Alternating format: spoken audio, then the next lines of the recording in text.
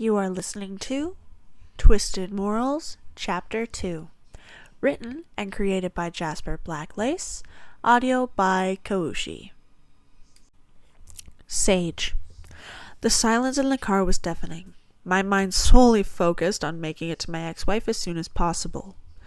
The only problem, however, she was on vacation, and it would take 4 days of solid driving to get there, let alone the insanity going on around us. Clementine sat in silence alongside me, biting her nails and looking out the window.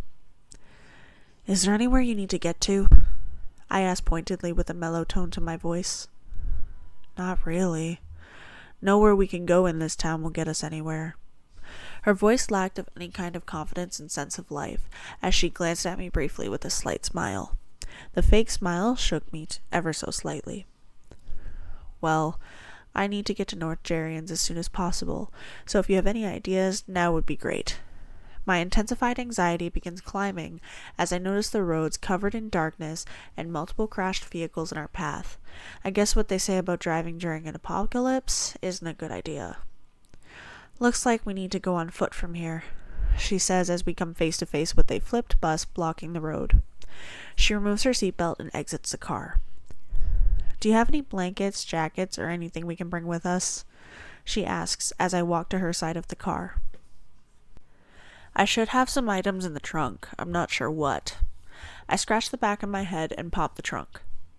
She reaches in and finds one of my work jackets with 2 small pockets on the side. She empties both pockets, finding a small packet of tissues and an old pack of gum. After putting the coat on herself, she goes back to digging in the trunk. "What are you digging for?" I ask, peeking over her shoulder into the dark abyss. "Anything useful for survival?" "This area looks dead. While I'm doing this, can you loot a store for 2 backpacks and any food or water you can find?" She looks over her shoulder, gesturing to the small convenience store on the corner. "Any weapons would be nice too, actually." Her calm tone was confident enough. I didn't question her stance on this and walked toward the store. The store was called Smith's Convenience, and the windows were smashed with what I believed to be blood and such all over the place. I crossed the threshold of the front doorway and began my hunt for food and water. Out of everything, this was the most important. Sadly, I didn't find much. But what I did find was 1 backpack that had 2 bags of chips and 2 bottles of water. I saw an empty pistol behind the counter and a broom behind the storage door. So ultimately, all we had was 2 blunt force weapons and junk to eat. On the way out, I found 1 more bottle of water and 2 cans of chicken broth. Once I returned to the car, I didn't see Clementine right away, as she had moved on to window shopping all the buildings in the immediate area and looking inside each car in her path. You sent me on an errand and then disappeared," I say, jogging to catch up to her as quickly as I could without making too much noise. "Sorry, I just wanted to scout for more stuff. I didn't find much, but I did find 2 thin blankets and 2 sweaters in a few of the cars. Oh, I also found this stick." She outstretched the long stick she had at her side that had gone unnoticed till now. "Let's not take anyone's eyes out until it's necessary, shall we?" I say, placing my hand over the end of the stick and push it back to the ground. "Yeah, sorry. I think we should scout the area a bit more and take shelter on the roof of that building over there." She points off to the office building to our right. "Why so high up?" "We cannot run if we're trapped on the top floor of a building, let alone a roof," I say, shrugging my shoulders and shaking my head slightly. "Well, it will be harder for any kind of rescue team to find us hiding near the ground, and I'm pretty sure it would be hard for the affected to locate us if we were higher up. We won't have to worry much about sounds too much. Plus, the building's roof is connected to 2 others through air conditioning systems, so we can scale the roofs comfortably. It might be a bit cold, though." Her voice was quiet, and her sentences bordered on a ramble. She turned and kept walking. We both scanned cars and stores as we walked the 15 minutes to the office we were going to scale to sleep for the night. I found 2 more blankets and 2 more water bottles. She found another backpack with a long tear along the front pocket, but held 2 notebooks and some clothes.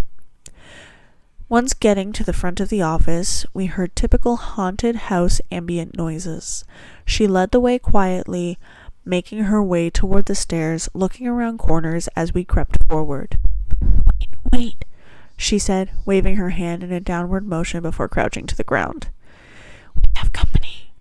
Her voice was unwavering and stern. I looked around her to the unwanted company and saw 2 people walking repeatedly into a wall in front of them, grunting loudly after each thud. Their clothes were tattered and ripped all over, showing multiple skin lesions and wounds. The blood on their bodies had dried at this point, however the room was covered in still wet blood and broken office items such as staplers, pens, and pencils. What do you think we should do?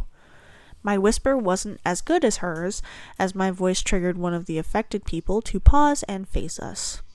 Their skin had sunken in and turned gray. Their eyes were almost completely white, and their veins popped all throughout their body.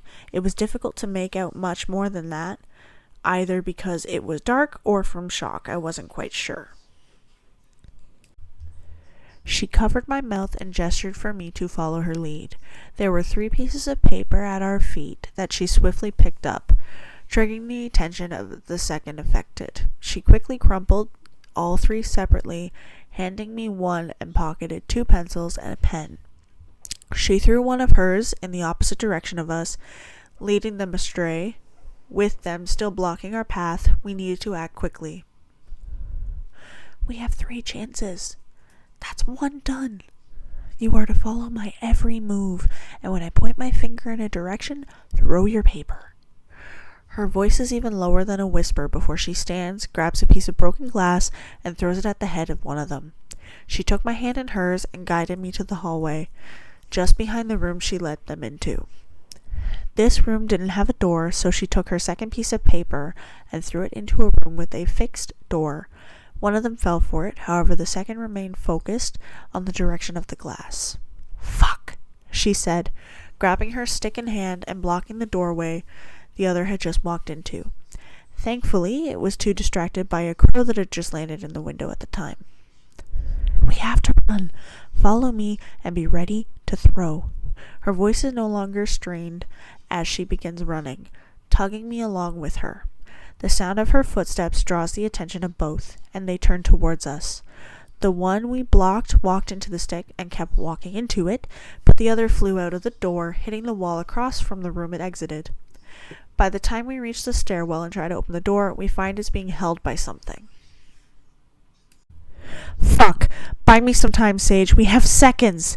She yells frantically, before shoving her entire body against the door 3 times. The affected makes its way towards us, and is a mere second away from each of us. Throw your paper! She shouts as the door flies open, with her knees hitting the floor with a thud. I throw the sheet of paper just behind the affected and run through the door. It stunned the guy for a brief second before it continued its charge towards us. I slammed the door shut just in time as Clementine blocked the door with the same table she had shoved off of it to get us in. I don't think I've ever been that terrified in my entire life. My panted breath fills the silence left behind the affected persons banging on the door, attempting to reach us. Let's keep climbing. I'm not sure what else we've attracted to us now. She slowly stands, white-knuckling the railing as we climb to the roof. You okay, Clementine? I ask breathily as she limps up the stairs as fast as she can. My knees hurt, but they'll be fine with some rest. Let's just keep going.